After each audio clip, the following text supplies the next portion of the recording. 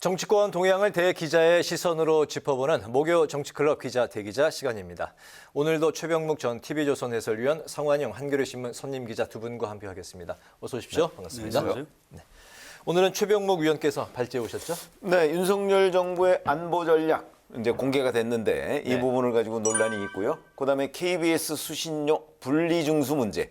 이것도 이제 오늘 KBS 사장이 기자회견을 하면서 지금 논란의 중심으로 들어가고 있습니다. 이 두 가지 문제를 논의해 보기로 했습니다. 네, 말씀하신 대로 차례대로 그 이슈에 대해서 살펴보도록 하겠습니다. 윤석열 정부의 국가안보 전략이 어제 공개가 됐습니다.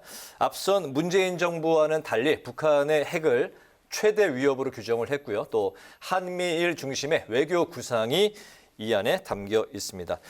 박광온 민주당 원내대표가 오늘 대한민국 국익보다도 강대국 이익에 우선 전략서에 가깝다 이렇게 이제 비판을 했습니다. 뭐 전반적인 국가 안보 전략에 대해서 두 분의 느낀 점 한번 들어보겠습니다. 최 의원님이 사실 북한 핵이 우리의 최대 위협이라는 데 대해서는 저는 민주당도 충분히 동의할 수 있을 거라고 생각을 합니다. 그런데 이제 그걸 어떻게 풀어나가느냐는 해법에서 이제 문재인 정부와 윤석열 정부가 차이가 있는 건데 사실 문재인 정부는 대화를 통한 핵 폐기 이런 걸 계속 추진해 왔죠. 근데 이거는 김대중 정부도 그랬고 노무현 정부도 그랬습니다. 근데 그 결과가 어떻게 됐는가 하는 걸 살펴본다면 사실은 지금 북한은 핵무기를 보유하고 있을 것이라는 관측이 아주 유력합니다. 이렇게 되면 대화를 통한 핵폐기 그거는 우리가 쭉 보아왔듯이 이미 실패로 돌아간 것 아니냐 그렇게 판단을 할 수가 있고 그러면 그 방향이 아닌 다른 방향에서 한 번쯤 접근을 해봐야 되는 시점이 아닌가 이 생각에 저는 동의를 하고 있고요. 그래서 예를 들어서 핵 위협을 이제 한미일 어떤 안보 공조 이런 걸로 한번 풀어보고자 하는 노력 이것이 불가피했다 이렇게 생각을 합니다. 네, 북한 핵에 대한 대응으로 한미일 중심의 외교 구상을 담은 거다. 그렇죠. 아니 그게 불가피해졌다는 거죠. 불가피한 상황이었다. 성 의원님.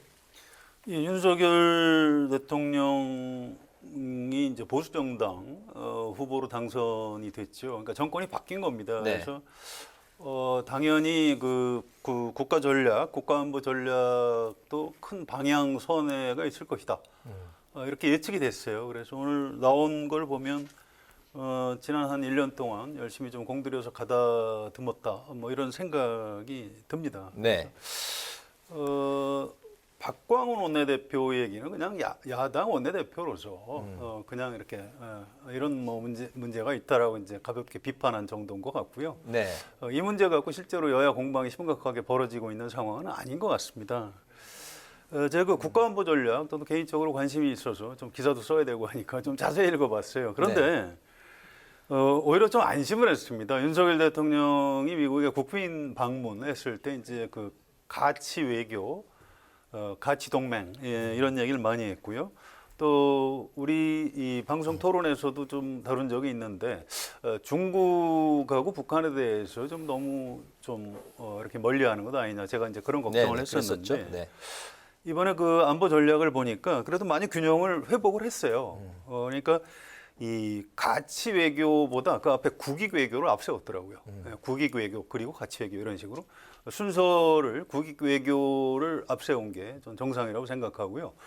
또 이 북한 핵 문제를 풀기 위해서 주변국들 중국이라든가 이런 주변국가의 협조를 얻어야 된다 이런 내용도 들어가 있습니다. 그래서 제가 좀 걱정했던 것보다는 많이 좀 균형을 잡았다 이런 평가 가능하고요.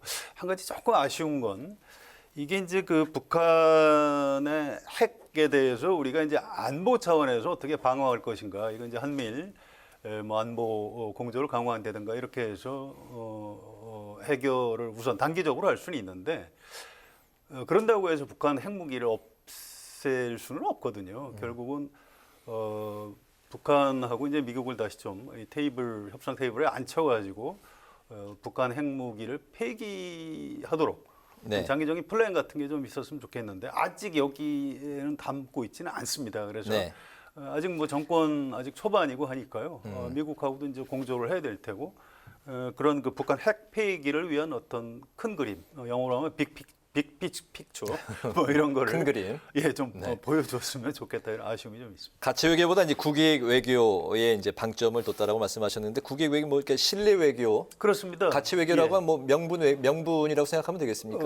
그러니까 실리를 따지는 국익 외교 그게 정상이죠. 그건 네. 이른바 보수 진보 뭐 관계 없습니다. 어느 정권이든 그렇게 하는 건데 네. 지난 1년 동안 너무 좀 가치 외교를 강조를 했는데 오히려 이번 전략 그 보고서에서는 좀 안보 전략에서는 좀 균형을 잡은 저 개인적으로는 굉장히 좀 다행스럽다 이런 평가를 내리고 있습니다. 그 안에 이제 종전 선언은 없앴다라는 평가에 대해서는 뭐 두 분이 좀 어떤? 그건 좀 예상이 말씀이신가요? 됐던 거고요. 예상이 됐던 당연히, 부분으로. 그 부분에 대해서는 후보 네. 시절부터 뭐 적절치 않다 이렇게 얘기를 했기 때문에 뭐 빠질 걸로 예상이 됐기 때문에 네. 뭐 큰 문제는 없는 것 같습니다. 마찬가지로. 근데 뭐 종전선언이라는 게 우리가 그렇게 매달릴 이유는 없는 거거든요. 종전선언과 평화협정이라는 거는 원래 함께 가는 거예요.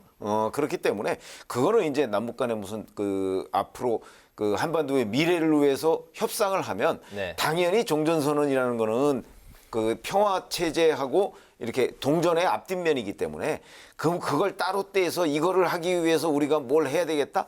저는 그런 노력은 사실상 불필요했다고 생각을 합니다. 알겠습니다. 두 분이 또 그 부분에 대해서 생각을 같이 하는 걸로 듣겠습니다. 다음 이슈로 넘어가 보겠습니다. 국민의힘이 오늘 천안함 함장 비난 발언으로 논란이 됐던 민주당의 권칠승 수석 대변인을 국회 윤리위에 이제 제소를 했습니다. 현재 이 사안으로 권 대변인은 당 중징계는 물론 의원직 사퇴까지 거론이 되고 있는 상황인데요. 권 대변인이 공식 사과까지 했었는데 이 사과로는 좀 부족했던 걸까요? 어떻게 보십니까? 그래서 일단 뭐 국민 다수 상식하고는 좀 동떨어진 발언이었습니다. 또 여러 사람한테 좀 상처를 줬죠. 그래서 본인도 이제 아차 싶었던지 대국민 사과를 했고요. 네. 또 어제 그 천안함 생존 장병을 한 번 만나서 또 사과를 했다고 그래요. 개인적으로. 네. 또 오늘 그 최원일 함장을 오늘 오후에 만나가지고 아직 내용이 공개되지는 않았습니다만 또 사과를 했다고 합니다. 네. 그래서 뭐 정치인이 뭐 말을 좀 잘못할 수는 있는데 본인 잘못 인정하고 신속하게 이렇게 사과를 한 건 뭐 좀 적절했다. 아무튼 그 말한 것 자체는 부적절했지만 이렇게 사과를 좀 신속히 하고 한 것은 좀 잘했다 이렇게 평가할 수 있을 것 같습니다. 네, 여기저기 이제 신속하게 이제 사과를 하고 있는데 그러면 어떻게 좀 수습 국면으로 갈까요? 수습 국면으로 갈 수 있다고 저는 봅니다. 근데 이제 다만 이런 건 있죠. 그 왜 굳이 최원일 전 함장 처음에 사과했을 때 최원일 전 함장도 같이 포함해서 사과를 했으면 네. 그러면 그냥 한 번에 끝날 수 있었던 거잖아요. 그런데 자꾸 그 진정성에 대한 의심을 받을 정도의 그 사과 태도 이런 것들이 저는 오히려 문제였다고 봐요. 그리고 이제 그 천안함 유족들이나 아니면 생존 장병들은 자꾸 재발 방지 얘기를 하거든요. 지금 천안함 폭침된 지 13년이 지났습니다. 네. 그런데도 아직도 민주당 언저리에서 계속 이런 얘기가 나와요. 음모론 비롯하고 이런 얘기가 나오는 데 대해서 좀 이번에는 이제 더 이상 이런 얘기가 안 나올 수 있도록 좀 민주당 차원에서라도 뭔가 이렇게 정리를 하는 게 오히려 민주당에 도움이 되는 것 아닌가 저는 그런 생각이 들어서 그 지금 권칠승 대변인이 저렇게 얘기한 거는 뭐 신속하고 그다음에 폭넓게 뭐 한 거는 전 잘했다고는 보지만 그 한 번에 해결했으면 될 일을 여기까지 굳이 끌고 올 필요가 있었느냐 하는 부분하고 앞으로 아마 이재명 대표를 중심으로 좀 약간 이런 문제에 관해서 민주당을 위해서라도 재발 방지 대책 같은 게 좀 있었으면 좋겠다 하는 생각을 하게 됩니다. 이 정도에서 덮고 가는 게 민주당을 위해서도 좋은 게 아니냐 말씀을 하셨는데 이제 그런 분위기 속에서 친명계 일각에서 이제 권칠승 대변인을 두둔하는 이제 발언이 나왔습니다. 장경태 의원이 군인이라면 경계를 실패하거나 여러 가지 침략을 당한 것도 책임감이 있다. 바로 이제 최원일 전 천안 함장의 또 책임론을 들고 나온 건데 논란이 되고 있네요. 예. 아니 그러니까 바로 이런 발언들이 문제가 된다는 거죠. 무슨 얘기냐면 자 권칠승 수석 대변인이 본인이 한 발언에 대해서 이거 실언이다라고 생각하고 국민 앞에 사과하고 최원일 전 함장한테 사과했어요. 네. 그런데 장경태 최고위원 같은 사람이 나서서 또 오히려 최원일 전 함장을 지금 그 정치적 공세를 취한단 말이죠. 이러면 국민들은 어떻게 생각할까요? 그러면 권칠승 수석 대변인의 그 사과, 해명 이런 것까지도 저는 통째로 의심받는다고 생각해요. 그러니까 이런 부분은 네. 글쎄 뭐 그 정치인들이 발언하는 걸 다 통제할 수는 없지만 적어도 민주당 내에 적어도 이 천안함 사태 이 폭침 사건에 대한 일종의 공감대 같은 거는 저는 있어야 된다고 봅니다. 바로 이런 장경태 의원의 이런 발언 같은 것이 권칠승 대변인이나 또는 이 천안함 폭침 사건에 대한 이재명 대표의 발언 이런 것들의 진정성을 의심받게 만든다고 생각을 합니다. 그 권 대변인은 이제 도와주려고 한 그 의도였을 텐데 오히려 좀 화를 키운 것 같다라는 걸 말씀하신 것 같아요. 뭐 실언이죠. 장경태 최고위원이 친명계인 거하고 이 발언은 아무 관계가 없습니다. 이제 뭐 좀 대변인이 얘기한 거를 좀 이렇게 감싸려고 하다가 좀 많이 나간 것 같은데 네. 뭐 그런 의견을 가진 국회의원이 있겠죠. 민주당 의원이 한 160몇 명 되나요? 근데 절대 다수 민주당 의원들 생각이 그런 것 같지는 않습니다. 그러니까 이를테면 이렇게 비유할 수 있겠어요. 국민의힘 의원 중에 이를테면 그 김재원 최고위원이 5.18 그 헌법 변문에 올리는 거나 반대한다 이렇게 얘기했다가 징계 받은 거 아닙니까? 또 네. 배영호 최고위원이 제주 4.3이 김일성이 사주했다 이렇게 얘기했다가 또 문제를 일으켜서 또 역시 이제 징계를 받고 했는데, 그러니까 그렇게 생각하는 사람들이 당 지도부든 민주당 의원들 중에 일각이든 아무튼 어느 쪽이든 좀 있을 수 있는 겁니다. 그래서 네. 이거 때문에 이제 물론 그 이재명 대표라든가 민주당으로서 좀 뭐 손해를 본 거는 맞아요. 그런데 저도 이제 궁금해서 좀 물어봤는데 민주당 의원들 중에 절대 다수가 이렇게 생각하냐면 그런 건 아니라고 합니다. 그러니까 좀 다행인 거죠. 알겠습니다. 그 권 대변인의 논란이 돌고 돌아와서 가장 윗선 민주당 그 이재명 대표에게 또 이제 그 또 뭔가 이 화살이 그 집중되고 있는 그 분위기입니다. 권 대변인의 논란이 또한 그 결국 당 지도부가 혁신위원장을 제대로 검증하지 않고 임명한 데서 시작이 됐다 이런 비판이 일고 있는데요. 오늘 그 이상민 의원이 이재명 대표가 물러나는 게 바로 혁신의 첫걸음이다 이렇게 이제 퇴진 이야기가 여기저기서 또 이제 불거져 나오고 있습니다. 이재명 대표 책임론과 이 내부 갈등 어떻게 이제 좀 봉합할 수 있는 해법이 있을 것인지 이재명 대표 이제 본인은 무한 책임론을 들고 나왔는데 정작 어떤 식으로 이 책임을 질 것인지에 대한 그 이야기가 이제 또 없다는 비판도 나오고 있습니다. 두 분의 말씀 좀 들어볼까요? 이재명 대표는 이 문제에 관해서 지금까지 사과하지 않고 있죠. 저는 그 이유를 좀 궁금해요.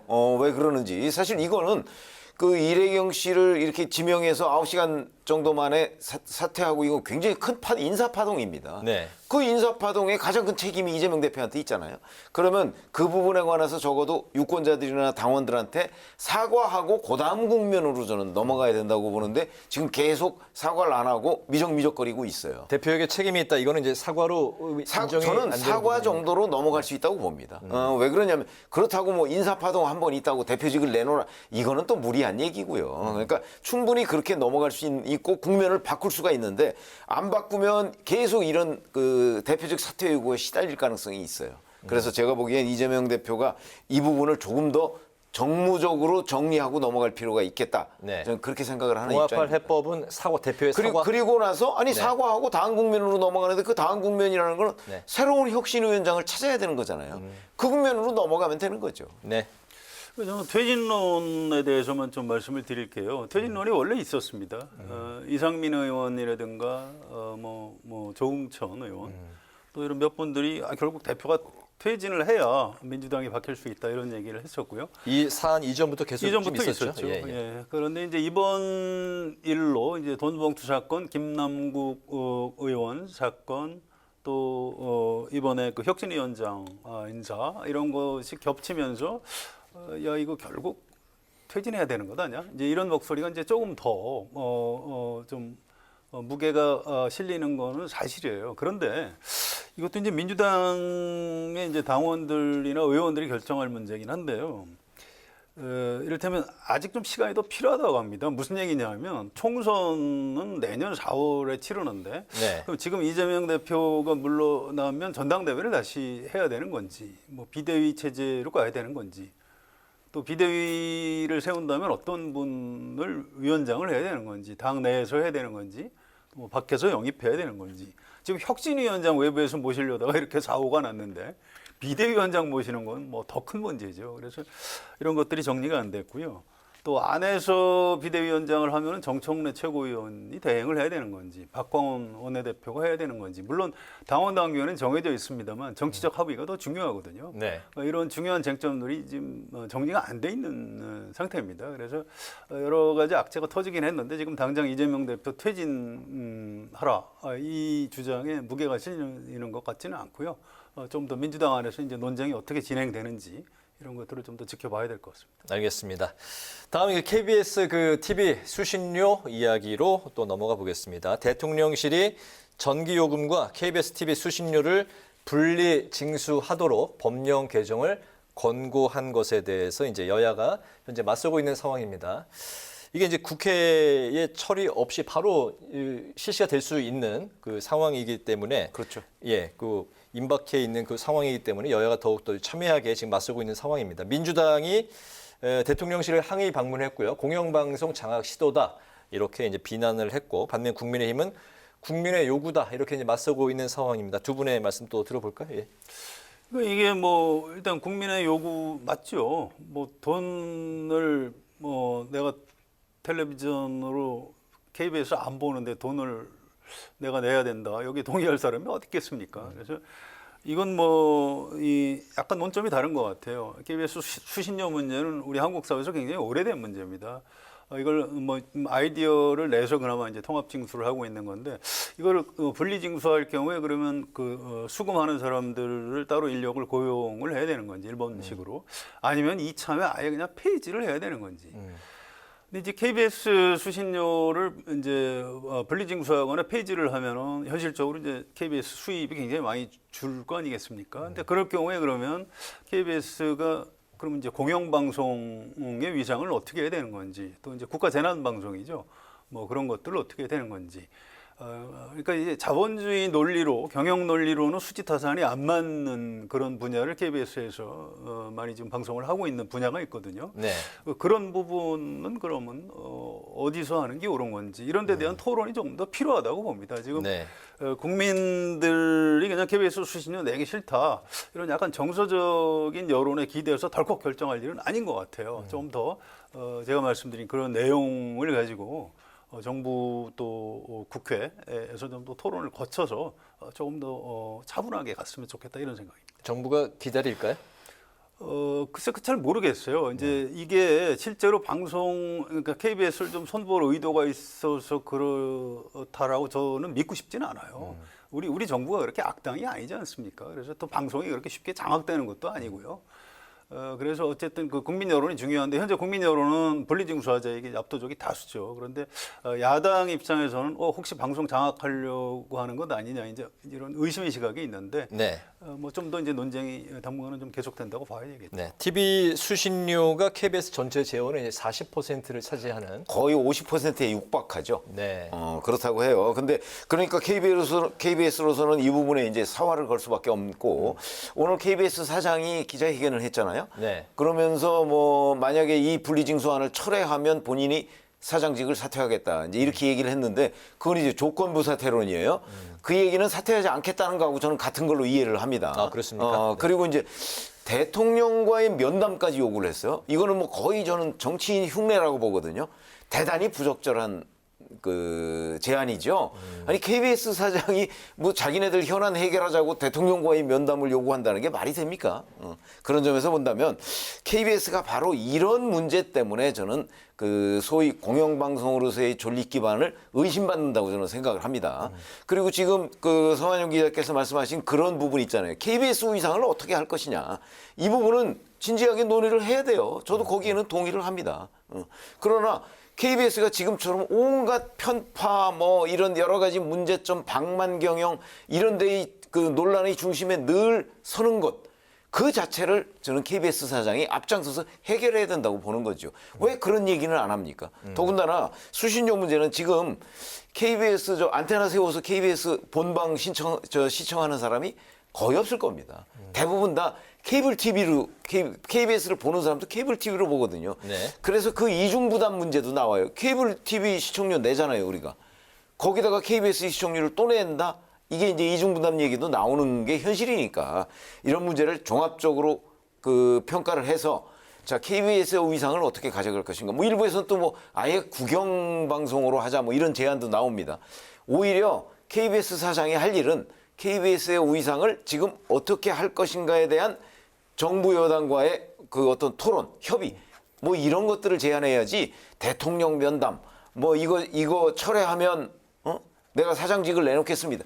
이런 건 해법이 아니다 이렇게 생각합니다. 알겠습니다. 장기적으로 수신료는 아마 폐지해야 될 겁니다. 이걸 뭐 더 이상 계속 이렇게 거둘 수 있는 어떤 명분 같은 게 좀 달려요. 그런데 이게 이제 사실 공영 방송 아니겠습니까? 그런데 이제 대체로 이제 야당 쪽에서는 이제 그동안 지금 여당이 그동안 1년 전 그 이전에는 야당이었으니까 이게 정권에 장악된 것 아니냐 이제 이런 의심이 있고 지금도 그때 그 한 인사 또 방송 주 앵커들이 지금도 진행을 하고 있기 때문에 편파 방송의 피해를 지금 여당이 보고 있다.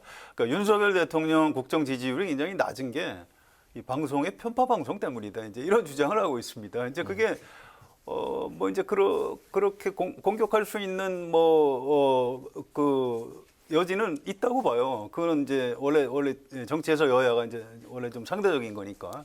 근데 그거하고 별개로 사실 이 공영방송을 어떤 위상을 갖게 하느냐, 또 이걸 어떻게 꼭 필요한 공영방송 체제를 안착시키는 이 문제는 어떤 정권의 정치적인 이익, 유불리를 떠나서 굉장히 중요한 토론이라고 생각을 합니다. 저는 이 기회에 그런 토론, 뭐 공론화위원회 같은 걸 만들어서라도 이 문제를 좀 장기적인 안목으로 좀 풀어갔으면 좋겠다 이런 생각입니다.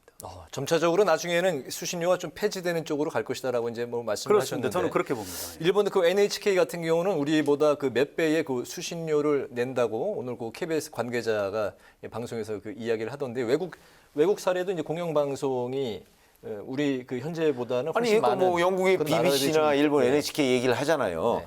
그러면 그런 정도의 그 어떤 방만 경영을 하지 않는 데에 대한 국민들의 평가를 KBS가 받고 있나요? 그러니까 KBS가 그런 반성문을 먼저 써와야 국민들이 아마 그렇게 그 정도가 되면 국민들이 자발적으로 시청료 내겠다고 할 겁니다. 그렇다면 국민들 현재 우리나라 국민들은 KBS TV 수신료 내는 것에 대해서 그 절반 이상은 과반 이상은 반대 입장이다라고 두 분은 생각하시는 건가요? 그렇죠.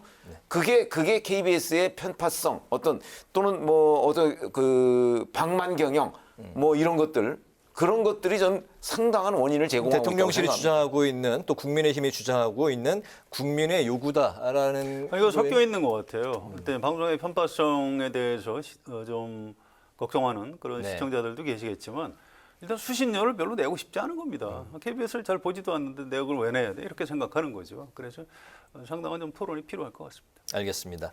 그 KBS 사장의 그 사퇴 그 발언에 대해서는 어떻게 생각하십니까? 뭐 별로 영향 미칠 것 같지 않고요. 네. 대통령실에서 그 별개라고 선을 그어버렸기 때문에 뭐 더 이상 논쟁의 여지는 없는 것 같습니다. 알겠습니다. KBS 사장이 저렇게 요구함으로써 대통령실은 더 이상 이거를 어떻게 뭐 철회할 수도 없고 바꿀 수도 없는 상황이 돼버렸어요. 그러니까 KBS 사장이 뭐 정치인 흉내를 약간 내면서 오히려 이 문제가 정치화됐거든요. 그러니까 대통령실에서는 그대로 갈 수밖에 없는 구조.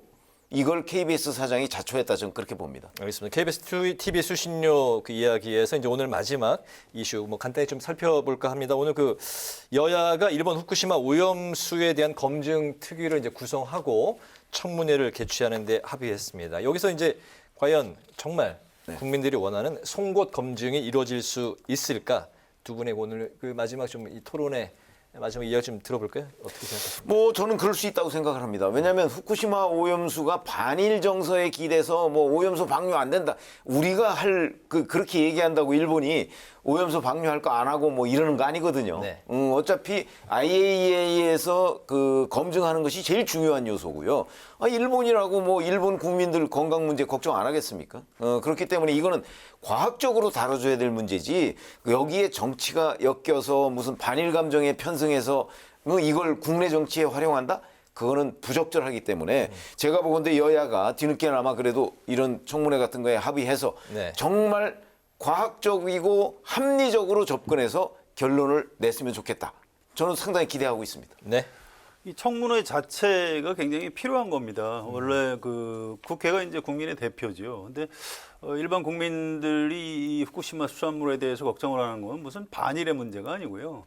국민 건강 때문에 그런 겁니다. 옛날에 미국산 쇠고기 문제도 무슨 반미라서 그런 게 아니고 쇠고기 먹고 혹시 뭐 잘못되면 어떡하지? 라고 걱정이 돼서 그랬던 네. 겁니다. 그래서 이 문제는 청문회 같은 걸 통해서 뭐 송곳 검증을 해봐야 얼마나 하겠습니까? 어쨌든 일반 국민이 갖고 있는 어떤 불안감 이런 것들을 의원들이 정부 당국자들한테 좀 물어보고 우리 정부 당국자들이 좀 친절하게 설명을 하고 이런 그 절차 과정 자체가 우리 국민의 그 건강에 대한 불안을 해소하는 데 상당히 도움이 될 것이다 이렇게 생각합니다. 네, 국민의 불안을 많이 이제 좀 덜어주는 그런 청문회가 됐으면 좋겠다라는 이제 바람까지 들어봤습니다. 이제 오늘의 마지막으로 한 줄 논평 들어보겠습니다. 성 기자님부터 좀 들어볼까요? 예, 오늘 대통령실에서 그 지금 방송통신위원장 인사가 관심인데 그 후임으로 아직 발표 안 했죠. 거론만 되고 있는 이동관 특보 아들 학폭 논란 자료를 대통령실에서 냈더라고요. 그래서 아니 이거 아직 공식 발표도 안 했는데 거기서 왜 대통령실에서 이 자료를 내냐 그랬더니 현재 특보기 때문에 냈다고 합니다. 아무튼 뭐 그냥 밀고 가려고 하는 것 같은데 이건 사실 아들 학폭 논란이 본질이 아니에요. 제가 볼 때는 대통령의 특보를 방송통신위원장으로 이렇게 낙하산처럼 내려보내면 방송 장악 논란이 더 불거지게 됩니다. 한상혁 전 위원장 면직도 결국 방송 장악하려고 하는 것 아니냐 이런 좀 오해를 자초할 위험이 있어요. 네. 그래서 이런 부분에 대해서 윤석열 대통령이 좀 지혜를 발휘해 주셨으면 좋겠다 싶어서요. 오늘 한 줄 논평 방통위원장 인사 신중해야라고 하겠습니다. 알겠습니다.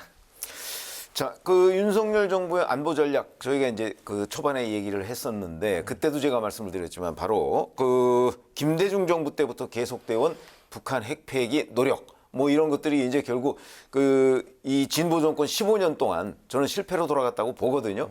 그런 점에서 오늘 한 줄 논평은 협상 통한 핵 폐기는 실패한 정책이다. 이걸로 하겠습니다. 알겠습니다. 오늘의 한 줄 논평까지 들어봤습니다. 목요 정치 클럽 기자 대기자 지금까지 최병묵 전 TV조선 해설위원 성한용 한겨레신문 선임 기자와 함께 윤석열 정부의 첫 국가안보전략서의 의미 그리고 KBS 수신료 분리 징수 권고 논란까지 오늘의 전국 현안을 살펴봤습니다. 오늘도 말씀 잘 들었습니다. 고맙습니다. 네.